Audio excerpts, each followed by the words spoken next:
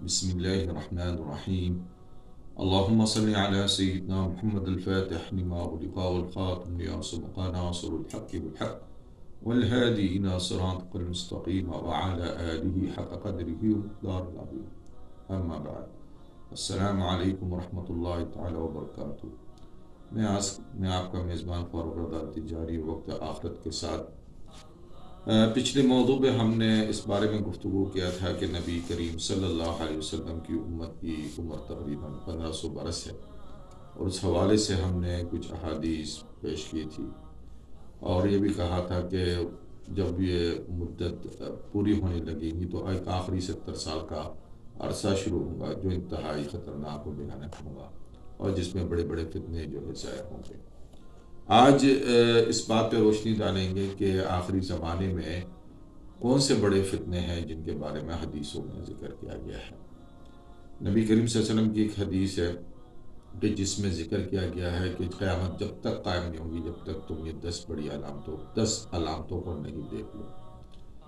جن میں ہے پہلی علامت جو ہے، یعنی علامت کی ترتیب تو حدیث میں نہیں ہے، لیکن بہرحال راوی کے ذریعے جو علامت ظاہر بتائی گئی ہے وہ یہ ہے کہ دخان کا نکلنا، یعنی دخان جسے کہتے ہیں دھوئیں کا اٹھنا، سورج کا مغرب سے طلوع ہونا، یاجوج ماجوج کا خروج ہونا، دجال کا خروج ہونا، حضرت عیسیٰ ابن مریم علیہ السلام کا نزول ہونا، اور دابت الارض کا زمین سے جو ہے نکل آنا، جسے زمین کو چپایا آپ کہہ دیں، اور 3 بڑی جگہوں سے جو ہے زمین کا دھس جانا، مشرق سے، مغرب سے اور جزیرۃ العرب سے۔ تو 10 علامتوں کو اس طریقے سے، اور آخری کی جو ایک علامت ہے اور وہ یہ ہے کہ عدن سے جو ہے زمین سے ایک آگ نکل آئے گی جو پھر لوگوں کو جو ہے گھیر لیں گی، اور ہر ارض فلسطین محشر تک جو ہے، ارض محشر جسے فلسطین کہا جاتا ہے، وہاں پہ لے جا کے اور ان کو قسم کر دیں گی، وہاں ان کو جلا کے راکھ کر دیں گی، پھر بعد میں جو ہے سور پھونکی جائے گی۔ بہرحال یہ 10 علامتوں کو علماء کرام نے بڑی علامتیں گردانی ہیں۔ اس کی وجہ ہے کہ بڑی علامتیں یہ ہے کہ ایک تو یہ ہے کہ یہ علامتیں یقیناً ظہور پذیر ہوں گی، اور دوسری یہ بات ہے کہ ان کی ہیبت جو ہے دیگر علامتوں سے بہت زیادہ ہے، یعنی جب یہ ظاہر ہوں گی تو دیگر علامتیں ان کے مقابلے میں بہت ادنا سی لگیں گی۔ اور تیسری بات جو اہم ہے کہ یہ سب علامتیں جو ہے آخری زمانے میں ہی ظاہر ہوں گی۔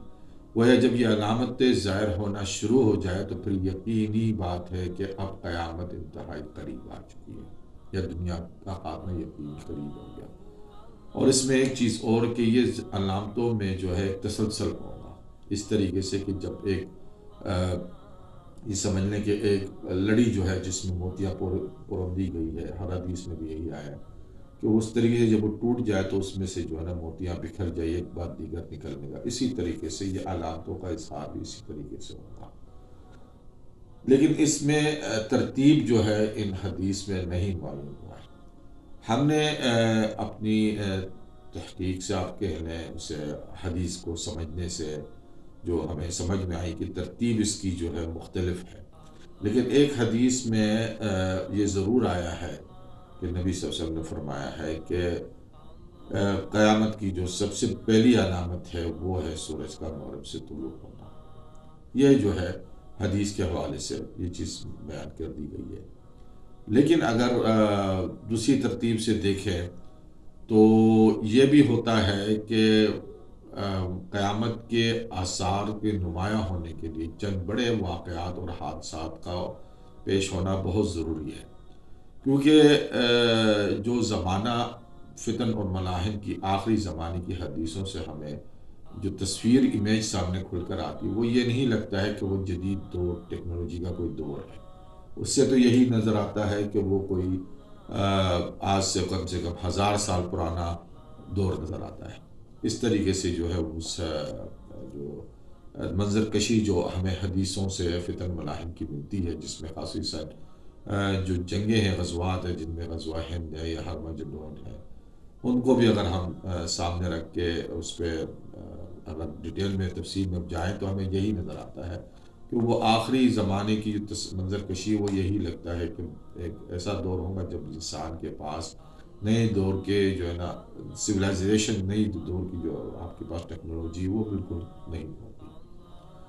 تو لیکن ظاہر سی بات ہے کہ اس دور میں جانا جو ہے وہ ایک ٹرننگ پوائنٹ ہوگا آخرت کے لیے. یہ جو ہے سمجھنا بہت ضروری ہے کہ جب وہ دور آخری زمانے کا شروع ہو جائے گا وہ کیسے شروع ہوگا، کہاں سے شروع ہوگا. تو یہ ہم نے جیسا کہ میں کہا نا، نبی صلی اللہ علیہ وسلم نے فرمایا ہے کہ قیامت کی جو جب تک یہ 10 نشانیاں نہیں دیکھ لوں تو قیامت قائم نہیں ہوگی. اب ان 10 نشانیوں کے متعلق ہیبت بہت بڑی ہے. 10 نشانیوں کی مثال کے طور پہ یہ کہا گیا ہے کہ حدیث میں آئی ہے کہ دنیا میں سب سے بڑا فتنہ جو ہے حضرت آدم علیہ السلام سے لے کر ان کی پیدائش سے لے کر یہاں تک کہ قیامت قائم ہو جائے وہ ہے دجال کا. تو دجال کا فتنہ بہت بڑا ہے، یعنی گویا مراد ہے وہ ایک ایسی علامت ہے جس کی ہیبت بہت بڑی ہے. اسی طریقے سے یاجوج ماجوج اپنی جگہ پہ وہ جب خروج ہوں گے تو دنیا میں جو ہے وہ کسی کو چھوڑیں گے نہیں اور ان سے کوئی لڑ بھی نہیں سکے گا. اور اس زمانے میں جب حضرت عیسیٰ علیہ السلام نازل ہو جائیں گے اور دجال کو قتل کر دیں گے پھر یاجوج ماجوج کا خروج ہے. تو یہ تو ایک ترتیب سمجھ میں آتی ہے کہ حضرت عیسیٰ علیہ السلام اور دجال،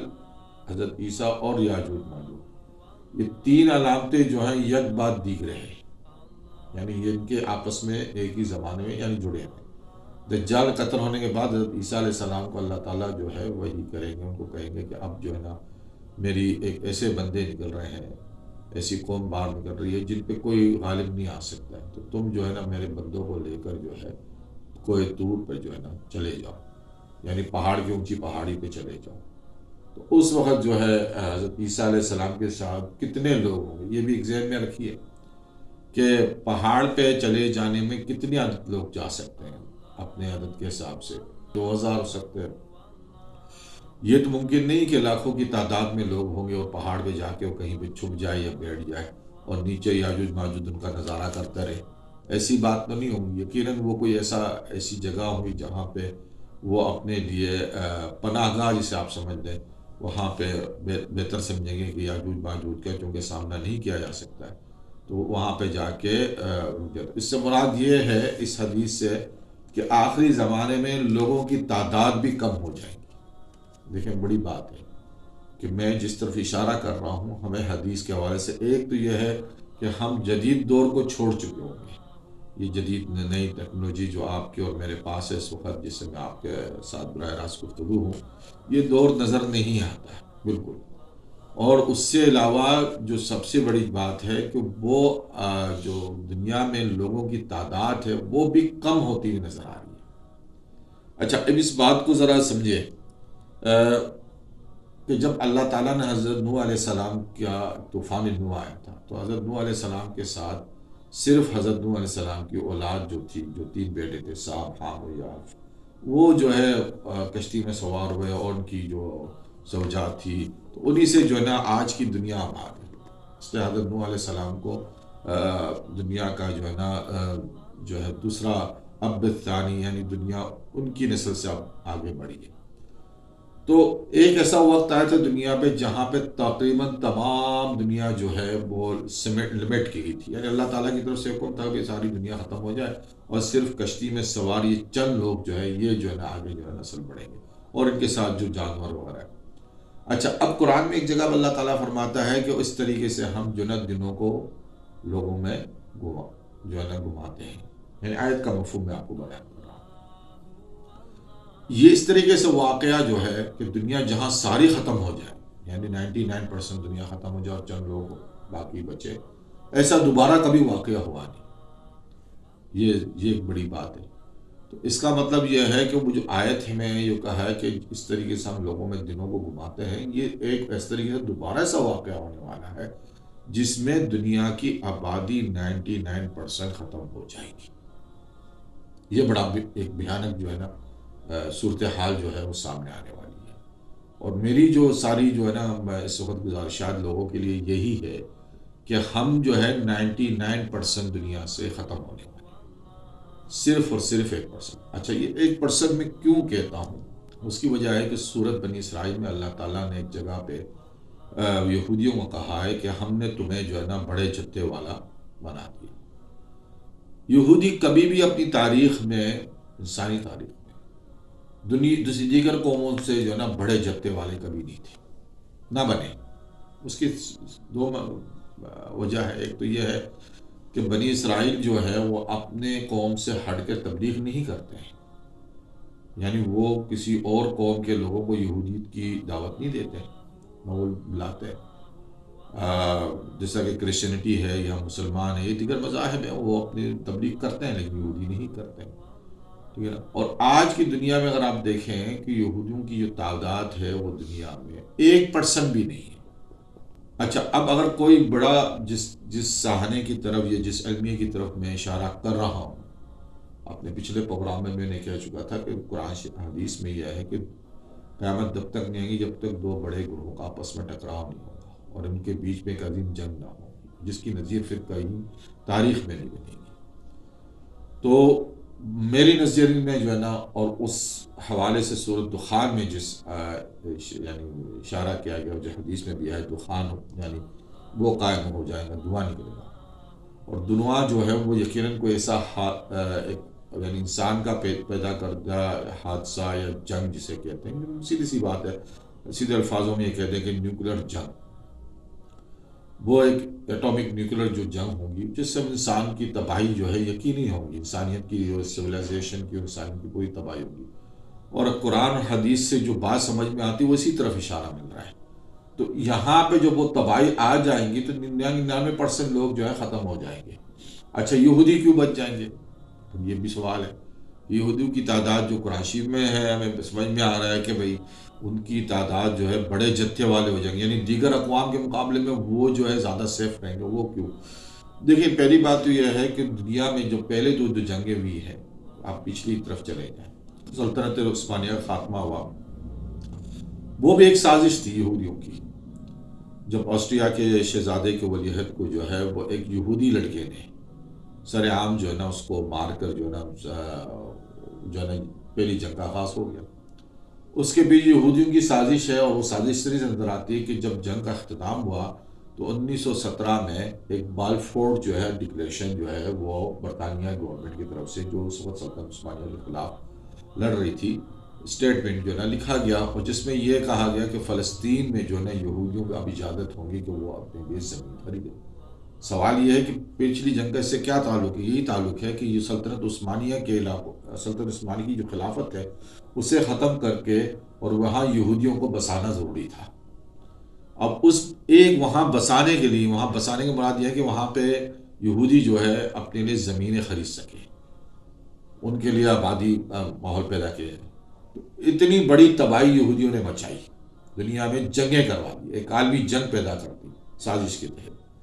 تو قومیں آپس میں لڑ پڑی، اور اس میں جو ہے نا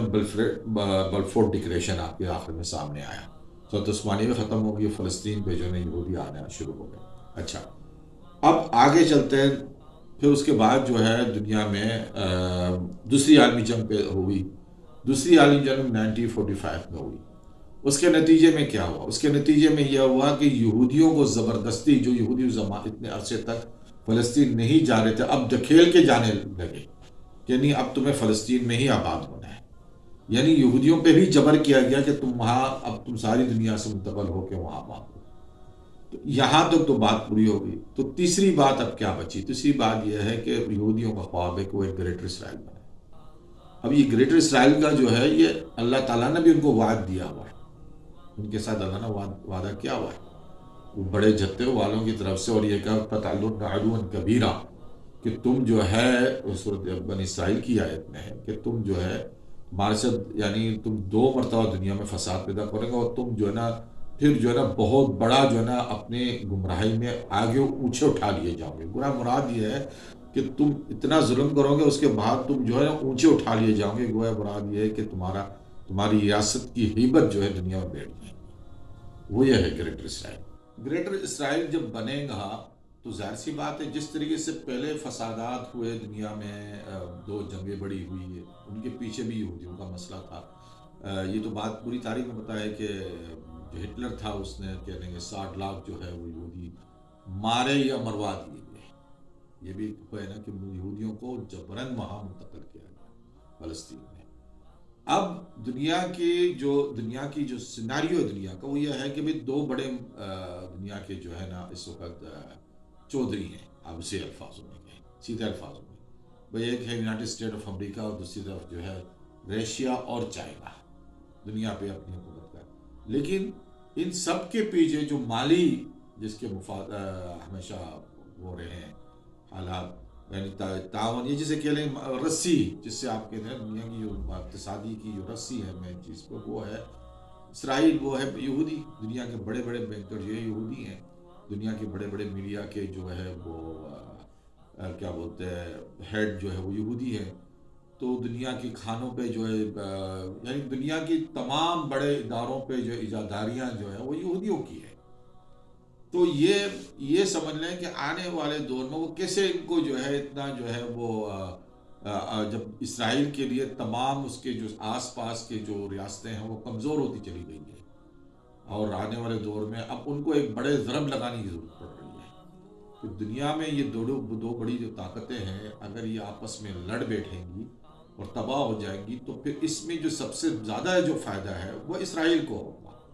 کیونکہ اسرائیل مالی طور پہ زیادہ طاقتور ہے اور عسکری طور پہ بھی زیادہ طاقتور ہے۔ اس کی آس پاس کی تمام ریاستیں جو ہیں وہ تقریباً کمزور ہیں دنیا کے اندر، ٹھیک ہے نا، اور ایک جو اسلامی ریاست ہے پاکستان وہ بھی جو ہے آپ کے سامنے ہے اس کے جو حالات ہیں، تو ایک بڑے ضرب لگانے کی جو ہے نا وہ تقریباً جو ہے نا تیاری ہے، اور یہ اللہ تعالیٰ کا قرآن شریف میں بھی ہمیں اس بات کا ملتا ہے، یعنی اس بات کو میں ثابت کر چکا ہوں سورۃ مائدہ سے اور دیگر آیات سے کہ دنیا میں ایک تباہی آنے والی ہے، لیکن اس تباہی کے نتیجے میں دنیا جو ہے وہ خاتمہ ہو جائے گا 99% دنیا کا، کیونکہ اس کے بعد جو ہے بنی اسرائیل جو ہے وہ سیف بنیں گے۔ اب یہ کہ وہ کیوں سیف، اس لیے سیف ہے کہ ایک تو اللہ تعالیٰ نے کہا کہ تمہیں بڑے بڑی جتے والی قوم بنا دی جائیں گی، دوسری یہ ہے کہ پھر ان کا خاتمہ بھی ضروری ہے اور وہ اسلام کے ہاتھوں، کیونکہ اسلام کی دوسری طرف جو ہے نا آزمائش شروع ہونے والی ہے، ایک سخت آزمائش مسلمانوں کی جو 30-35 سالہ دور مسلمانوں کا آنے والا ہے باب توبہ بند ہونے سے پہلے وہ آزمائش کا دور ہے سختی کا، اور اسی میں جو ہے نا ساری باتیں ہیں جس میں ہرمجدون ہے، کیا مسائل کو ریاست اسرائیل کا خاتمہ ہے، اور جس میں آپ کا غزوہ ہند بھی شامل ہے، وہ آخری ایام کے۔ تو میں یہاں پہ جو چیز بات پہ فوکس کرنے والا ہوں کہ بڑی علامتوں کا دور جو شروع ہونے والا ہے وہ اس میں اب ہمارے پاس ٹائم کم رہ گیا۔ ہم نے پہلے اس میں ہلکے میں بتایا تھا کہ 1500 برس حضور صلی اللہ علیہ وسلم کی جو ہے نا ہمیں سرکولیشن سے، چاند کی سرکولیشن سے ملتی 1500 برس، چاند اور سورج کی سرکولیشن میں 45 برس کا فرق آیا تھا اگر جب ہم 1500 برس کی مدت رکھتے ہیں، اور ہم یہ مدت اس طریقے سے ڈیوائڈ کرتے ہیں کہ سورج کی سرکولیشن کو ہم اس طریقے سے گنیں گے کہ حضور کے اعلان نبوت سے، اور چاند کی سرکولیشن تو ظاہر سی بات ہے ہجرت سے، تو حضور کے اعلان نبوت جو ہے وہ 1313 برس پہلے تھا تب جب حضور ہجرت کر کے مدینہ آئے تھے، اور